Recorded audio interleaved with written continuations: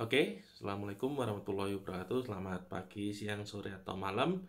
Jadi pada kesempatan hari ini kita akan membahas terkait dengan bagaimana proses komunikasi secara intrapersonal gitu ya, atau dari dalam individu, gitu ya.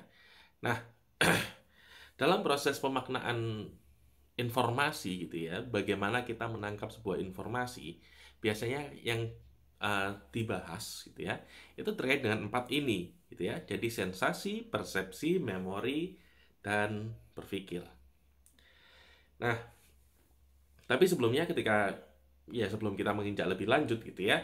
Jadi memang saya ingin menjelaskan bahwa bagian ini membahas mengenai bagaimana informasi diterima, diolah, disimpan, bahkan untuk pengulangan proses penyampaian informasi selanjutnya.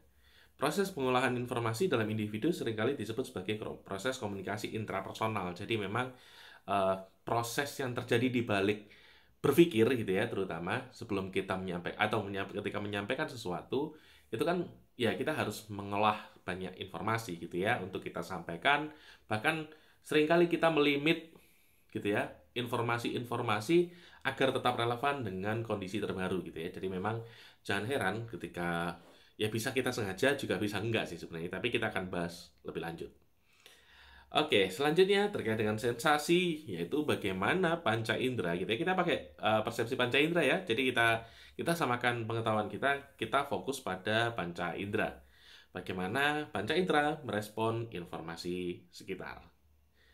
Nah, kalau ditanyain apa itu sensasi gitu ya, jadi memang mungkin buat teman-teman non psikologi gitu ya, yang mungkin eh, melihat video ini gitu ya, ataupun ikut kelas saya di mata kuliah transdisipliner, ataupun teman-teman yang baru mengikuti gitu ya.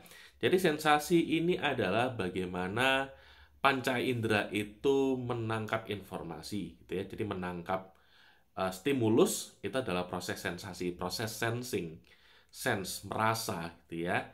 Jadi kalau lidah ya merasakan rasa gitu ya. Terus kemudian eh, telinga mendengar, tangan memegang, menekan gitu ya. Terus kemudian hidung mencium, mata melihat, dan yang belum apa ya, telinga ya. Telinga mendengarkan.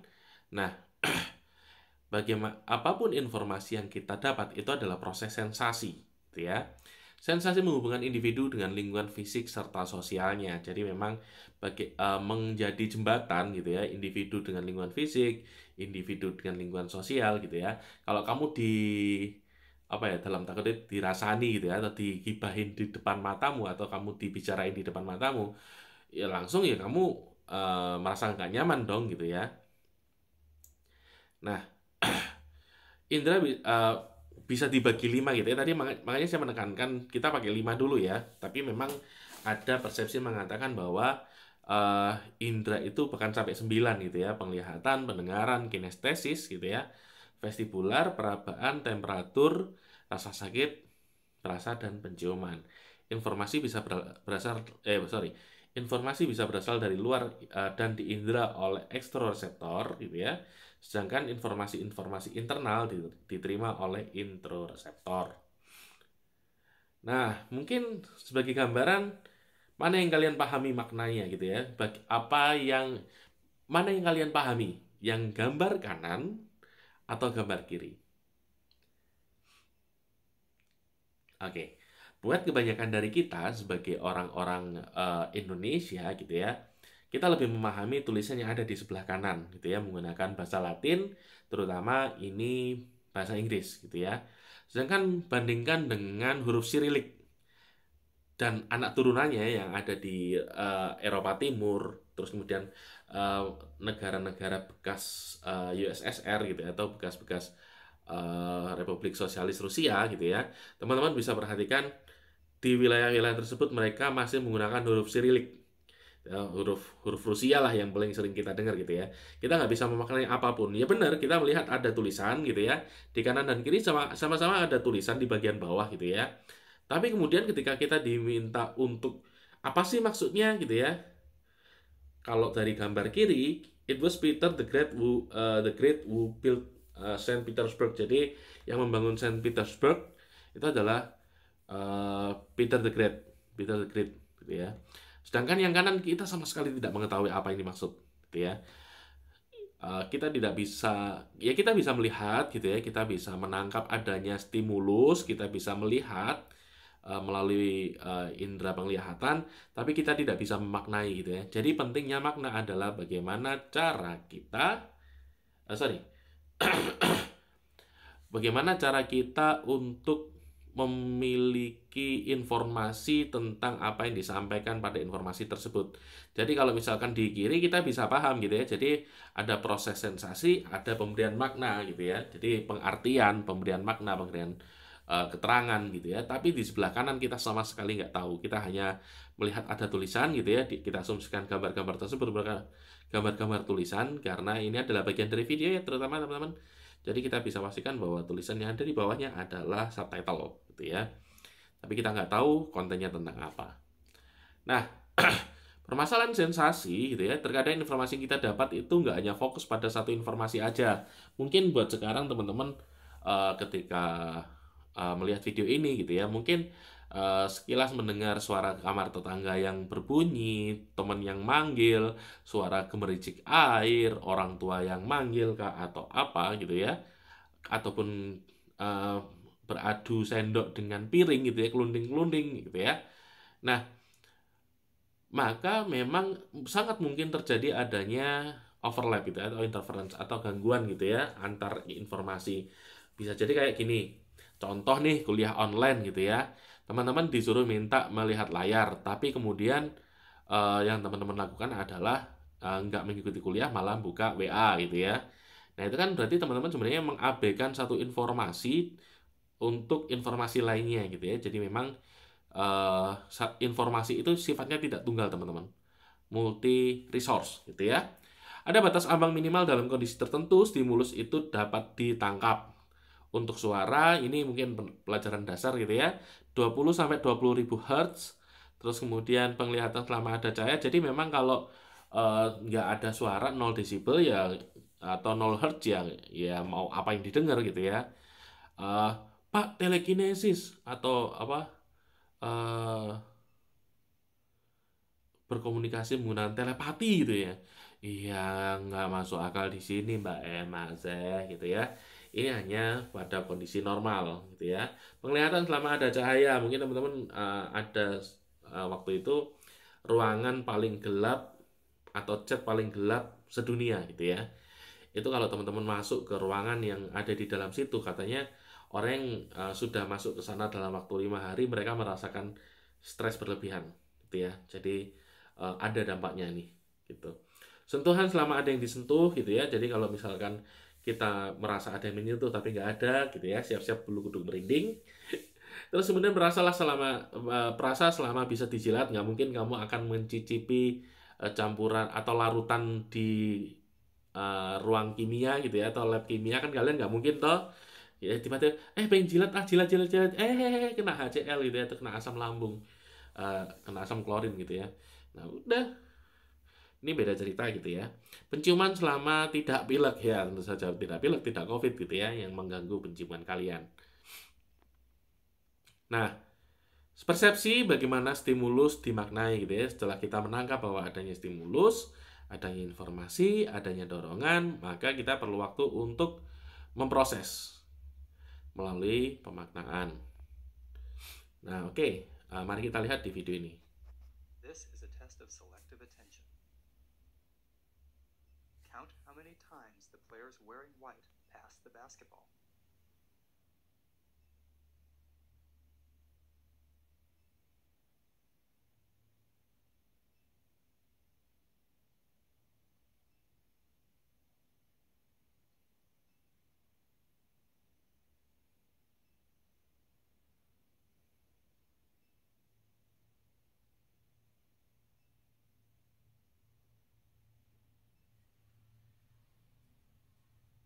How many passes did you count? The correct answer is 15 passes. But did you see the gorilla?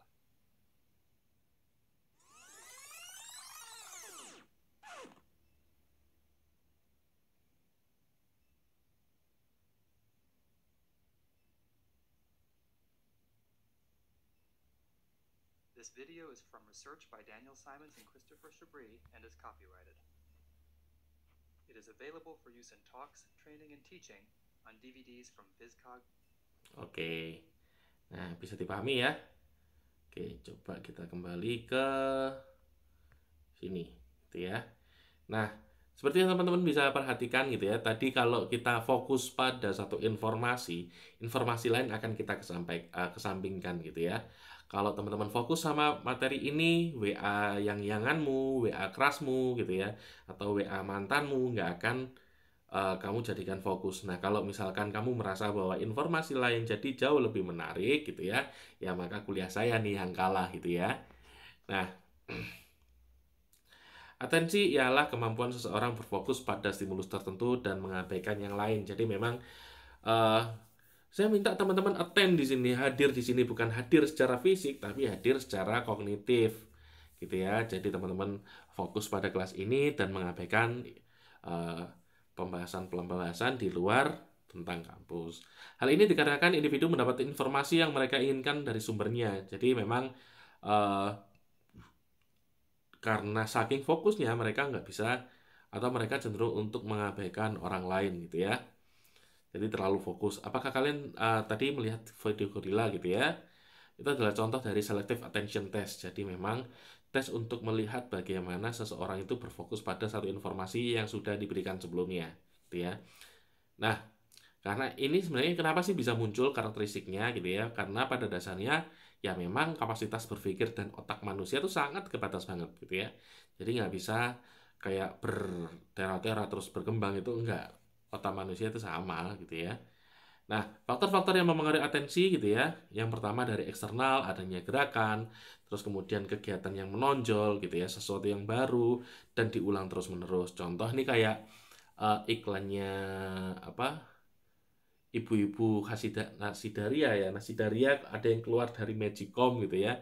Itu kan sangat memorable ya, sangat baru gitu ya, sangat baru, ada gerakan-gerakannya, terus kemudian diulang terus-menerus oleh TV-TV, terus kemudian di akhir kuatnya intensitas gitu ya, jadi memang terlihat menonjol daripada yang lain. Nah, secara internal gitu ya, ada faktor biologis, ada faktor neuropsikologis, yaitu adanya tentang apa pembahasan sosiopsikologis, ada yang tentang pekerjaan, ada yang kebiasaan. Jadi kalau misalkan udah fokus ya udah dia nggak mau diganggu sama hal-hal lain nih gitu ya. Ada juga orang yang terbiasa menata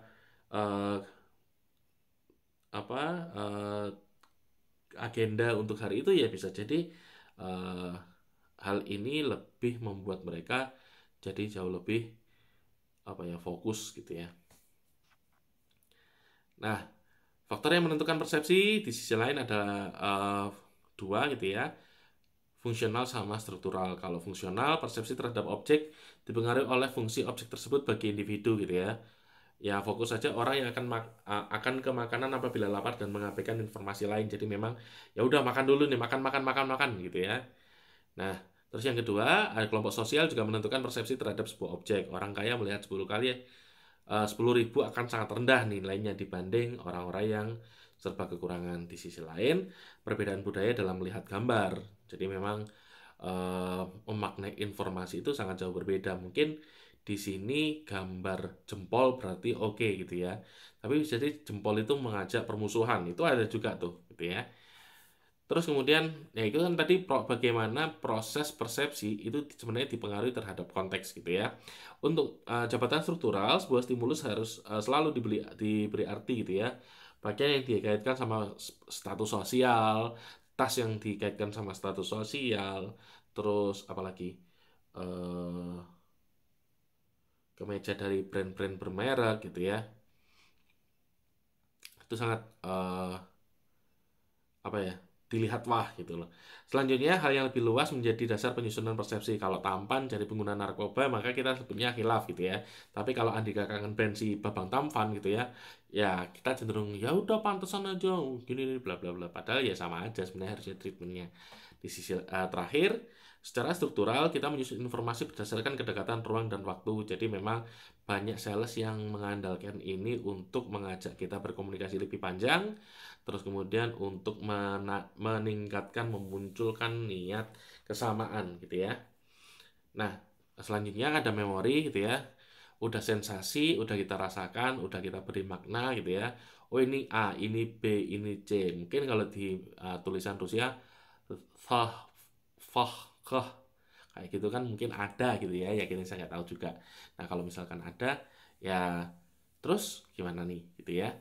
Selanjutnya kita simpan. Jadi memang informasi yang kita dapat, kita simpan di memori. Nah, jenis memori ada apa yang dilakukan gitu ya? Ada 4 ini. Yang pertama recall, mengingat kembali. Pertanyaan simpel, apakah ikan termasuk mamalia gitu ya? Terus kemudian untuk recognition kita mengenali dari informasi yang dirasa pernah didapat sebelumnya. Contohnya pilihan ganda gitu ya. Terus relearning, mempelajari kembali informasi yang pernah disampaikan akan lebih cepat gitu ya. Diharapkan waktu pengerjaannya dulu sama sekarang beda nih gitu ya. Informasi kecil yang memancing untuk reintegration, informasi kecil yang memancing ingatan nama lebih besar. Jadi memang bau parfum Kaf mungkin langsung keinget mantan, atau bau parfum Axe atau apa gitu ya. Langsung karena informasi kecil, stimulus kecil itu menjadi memori yang besar terkuat gitu ya. Nah, kalau kita ngomongin sudah disimpan, maka kemungkinan ada juga kemungkinan hilang gitu ya.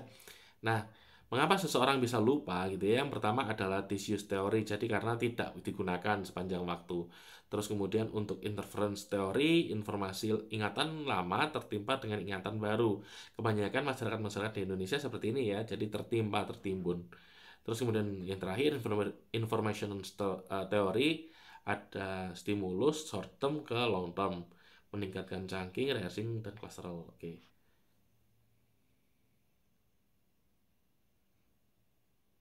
Oke.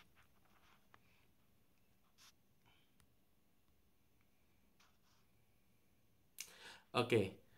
Mungkin gini, sebelum aku lanjut, chunking ini biasanya kayak kita menghafalkan nomor HP gitu ya, 0822448882, kan kita potong-potong nih gitu ya. Nggak langsung 0822448882, enggak. 0822448822 508 gitu ya. Kan kayak gitu pelan-pelan. Nah, ini ada chunking untuk dipotong-potong, rehearsal, jadi kayak diulang terus-menerus. Mungkin kalau zaman kalian udah nggak ngerasain ya, kalau zaman saya dulu tuh beli minyak tanah gitu ya, lombok brambang uyah, bawang merah, bawang putih, eh, lombok brambang uyah, cabe, bawang merah sama garam gitu ya. Bawang merah, cabe, garam, bawang merah, cabe, garam. Kayak gitu terus akhirnya loh kelupaan. Nah, gitu ya. Jadi memang perlu diulang-ulang terus-menerus. Selanjutnya clustering dengan pengelompokan. Jadi kayak oh ya tadi sorry aku belum selesai. Nah, misalkan kayak mau beli eh, minyak gas gitu ya, atau minyak apa, eh, sandalnya dibawa terus kemudian dia apa ya, berangkat gitu ya, seakan-akan dia berangkat bahwa oke, nah ini nanti apa,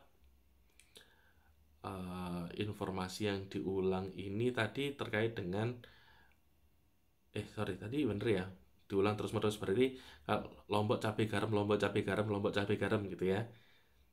Lombok cabai garam, wah ini makanan nih. Terus kemudian clustering, pengelompokan, dan yang terakhir adalah visualisasi memori, jadi digambarkan gitu ya. Nah, proses berpikir adalah bagaimana kita menggabungkan ketiganya, jadi proses sensasi, proses persepsi, dan proses memori. Nah, bagaimana individu berpikir gitu ya, pada anak-anak autistik dengan memikirkan seluruh opsi yang ada, individu mengandalkan kemungkinan-kemungkinan yang akan terjadi gitu ya. Jadi mereka cenderung untuk melamun, fantasi, khayalan, dan lain sebagainya. Sorry, astagfirullahaladzim. Ini sifatnya autistik sama realistik, sorry. Jadi kalau yang autistik ini dia sifatnya ke internal gitu ya, kayak refleksi, ke melamun gitu. Jadi bawahnya dia berpikir doang nih gitu ya. Kalau realistik dia berarti sifatnya sudah melaksanakan gitu ya, berpikir dalam rangka menyesuaikan diri dengan dunia nyata, tidak hanya difikirkan tapi juga menyesuaikan. Nah, untuk caranya ada 4 gitu ya, dari deduktif sampai analogis. Kalau deduktif, kesimpulan dari 2 premis, induktif dari khusus ke umum, evaluatif, baik buruk berbasis kriteria ataupun analogis dengan memperbandingkan. Pengambilan keputusan, mereka ada 3 langkah ini. Keputusan merupakan hasil berpikir, sehingga ketika hasil berpikir, otomatis yang dia lakukan adalah memilih dari pilihan-pilihan yang ada, sehingga dari pilihan-pilihan tersebut berakhir pada tindakan nyata ya, sekalipun sebenarnya tidak bisa ditangguhkan atau bahkan dilupakan gitu ya. Penyelesaian masalah ketika karena kita udah ada sensasi, persepsi, sensasi, atensi, persepsi, memori gitu ya. Nah, terus kemudian semuanya digunakan untuk berpikir dan menyelesaikan permasalahan ataupun untuk meningkatkan kualitas hidup seseorang gitu ya. Ada yang berbeda dengan kita bisa merasakan bahwa ini butuh dibantu, ini butuh dihilangkan. Yang pertama adalah melakukan atau menyadari bahwa ada yang berbeda.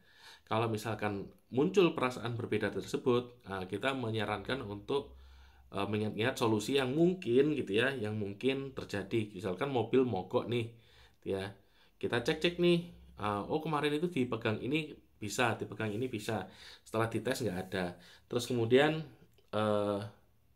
uji coba solusi, uji coba solusi yang diinginkan. Terus kemudian yang terakhir, mengumpulkan informasi yang mungkin menjadi penyebab dan di akhir solusi gitu ya. Jadi memang sampai ke sana. Faktor pemecahan masalah gitu ya. Yang pertama ada motivasi yang rendah. Motivasi yaitu rendah. Kalau misalkan motivasinya rendah, dia nggak dapat perhatian. Tapi kalau terlalu tinggi, dia selalu di lock sama beberapa atasannya, sehingga dia nggak bisa kemana-mana, tidak fleksibel. Selanjutnya, kesalahan asumsi dan kerangka berpikir tolong diperhatikan tadi ya. Terus kemudian dalam artian perhatikan ini tadi, karena ketika video ini dibuat gitu ya, ini sedang ada lomba KDMI, lomba debat mahasiswa Indonesia gitu ya. Jadi memang teman-teman perlu memperhatikan bagaimana menyusun asumsi dan kerangka berpikir.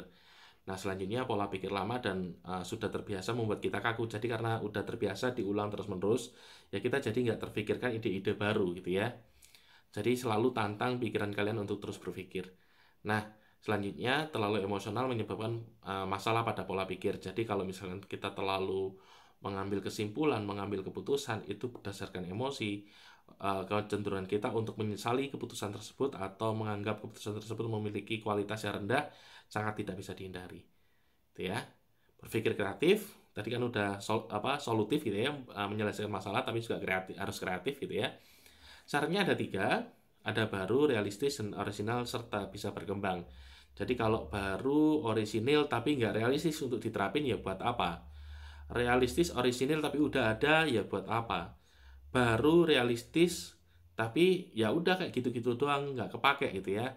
Salah juga nih, gitu ya. Nah, untuk proses pertama ada orientasi, kemudian preparasi, inkubasi, iluminasi, dan verifikasi. Jadi ketika orientasi, kita berupaya untuk memetakan permasalahan yang ada, sumber daya yang ada gitu ya. Sama bagian preparasi juga sama. Jadi tapi kemudian ketika mereka berproses sampai stuck nih gitu ya.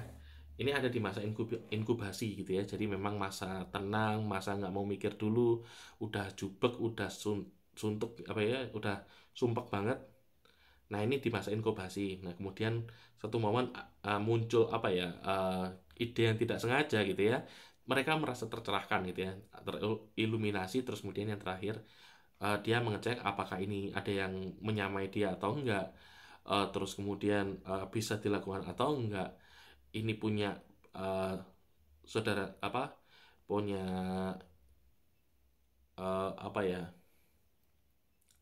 punya informasi kalian sendiri. Nah, ini jatuhnya ke verifikasi gitu ya. Faktor yang mempengaruhi kemampuan kognitif, sikap terbuka, dan sikap otonom. Jadi kemampuan kognitif kita juga turut mempengaruhi bagaimana informasi sebesar apa yang bisa kita ingat, ya, bisa kita maknai, dan lain sebagainya.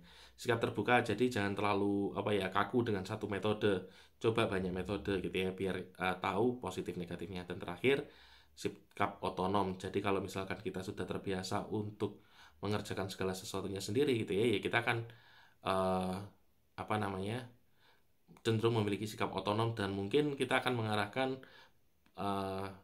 apa ya, informasi yang kita susun itu sesuai dengan keyakinan kita gitu ya, meskipun dianggap tidak benar secara sosial. Oke, terima kasih gitu ya.